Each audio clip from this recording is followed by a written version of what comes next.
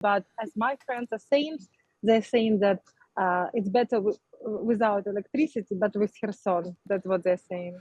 I want to get up to date with the news this morning, earlier this afternoon, that Russian missiles have been striking Ukrainian cities, one of the biggest attacks of the war. At least one person died in the capital, Kyiv, and strikes also hit Kharkiv, Chernihiv and Lviv. Let's talk to Kateryna Malofieieva, a journalist in Kherson, who joins us on the line. Kateryna, good afternoon. Good afternoon. What more can you tell us about these missile attacks? Well, first of all, I'm not in particular in Kherson. I'm also in the south, in Odessa. Russia's hit. Russia sent more than 90 missiles today, and 70 of them were intercepted by the Ukrainian air defense system. Unfortunately, 20 missiles hit the targets, on not necessarily the target that Russia aimed to.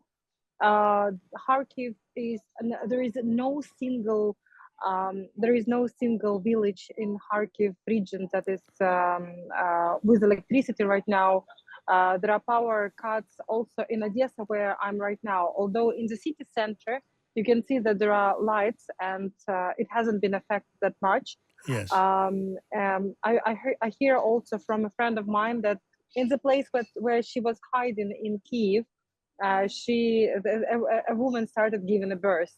They were hiding from the cruise missiles. So Yes. this is how the electricity affects this situation affects the everyday life of people. But as my friends are saying, they're saying that it's better without electricity, but with Kherson. That's what they're saying. Right. I mean, it's now becoming a familiar part of life, isn't it, to see Russian missile attacks on cities, including Kyiv and other centres? Does it? It almost must feel, I don't know, like a new awful normal.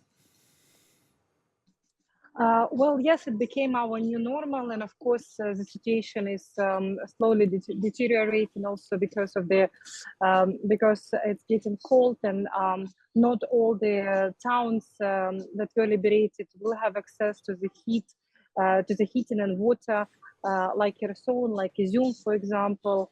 But the most important for people is to see their cities free and liberated. Kateryna, thank you for your thoughts on that. Kateryna Malofieieva, journalist in Odessa.